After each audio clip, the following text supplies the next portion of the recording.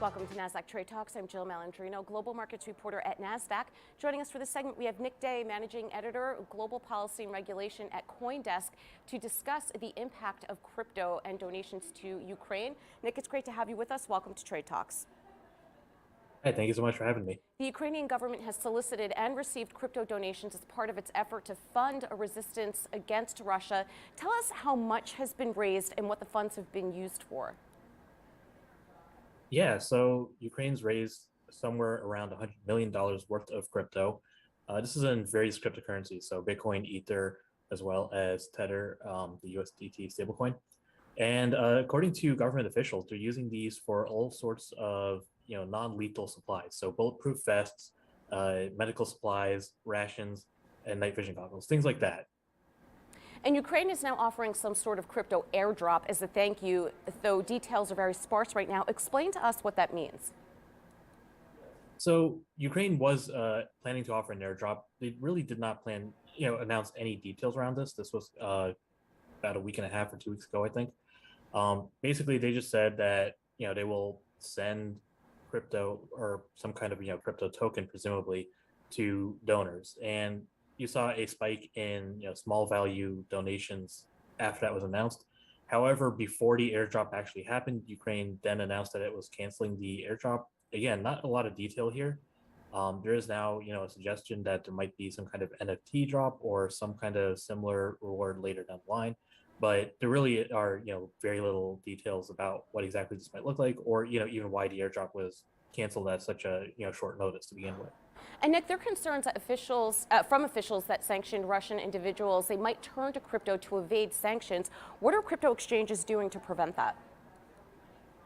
Yeah, so we've heard this a lot, but what's really interesting is we're seeing government officials like from the Treasury Department, including from the Financial Crimes Enforcement Network, FinCEN, a money laundering watchdog, say that this isn't really a concern. But the key thing here is crypto exchanges say that even though they won't block Russian, parties entirely, they're not going to block the entire country arbitrarily.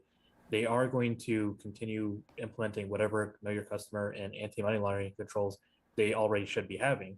And they believe that this will be sufficient to prevent Russian oligarchs or the government officials from using crypto to bypass sanctions. And while there is the idea that crypto could help evade sanctions, you believe that this is unlikely. Why is that?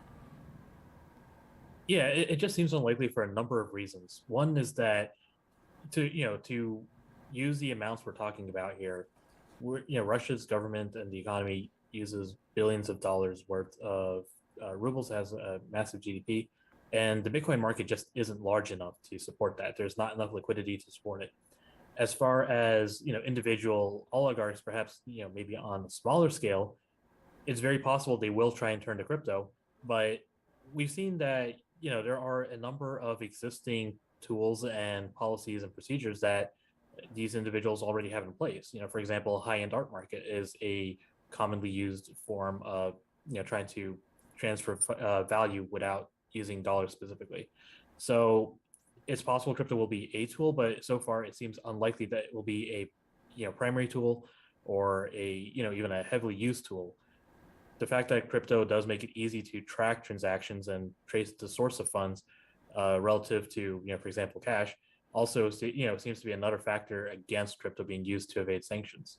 Right. It's a great point that you brought up, that money really has been parked in fine art and, of course, the real estate market, as we know very well in New York City.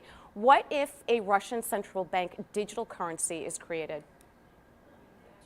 So this has been something that has been talked about by government officials and private parties for years now. The idea that a central bank digital currency could be used to evade sanctions or otherwise bypass the dollar financial system. But the issue there for most currencies is that for a CBDC to take off, the underlying currency it's pinned to, so in this case the ruble, would have to see the same amount of acceptance that you would expect another reserve currency like the dollar to see. So you know using a CBDC would not let Russia escape whatever pressures are facing the actual ruble itself right now, which it's had a rough couple of weeks, and just putting it on a blockchain or finding a way of digitizing it will not solve those issues.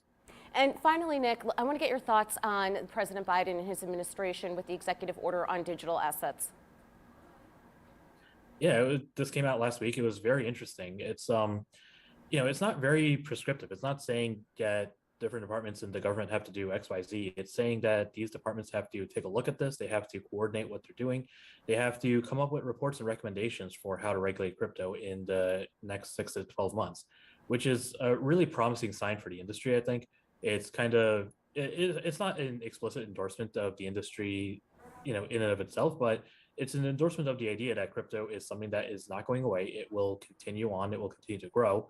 And while the executive order does express a lot of concerns about issues like consumer protection and financial stability, these concerns are, the details are not focused on just tamping down on the industry, but rather encouraging, to quote the executive order, responsible growth and innovation, rather than, allowing, malicious actors to thrive.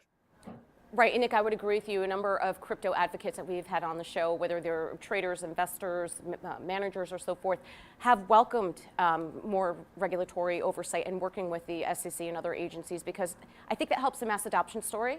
And I also think it's a sign that we're recognizing that this asset class isn't just a shot in the bucket. It's something longer term, here to stay. And if we want to be competitive within that space, we have some catching up and leadership that we need to provide there.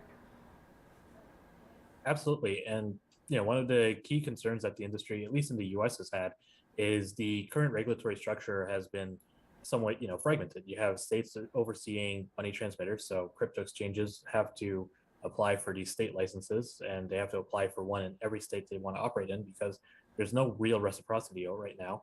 You've seen the companies that are trying to launch tokens or abide by securities laws have to go through the SEC, and they still have to make sure that what they're doing still complies with securities law, as well as b that they're making sure that they are registered, that they're providing all the disclosures. You're seeing companies say that they want to offer trust, and so they're once again going through the state charter system, perhaps in Wyoming, before applying for Fed accounts. So I think one of the key goals and hopes from the industry is for a more unified and comprehensive regulatory structure that perhaps alleviates some of these regulatory burdens. All right, Nick, we appreciate the insight. Thanks for joining us on Trade Talks. I'm Jill Malandrino, Global Markets Reporter at Nasdaq.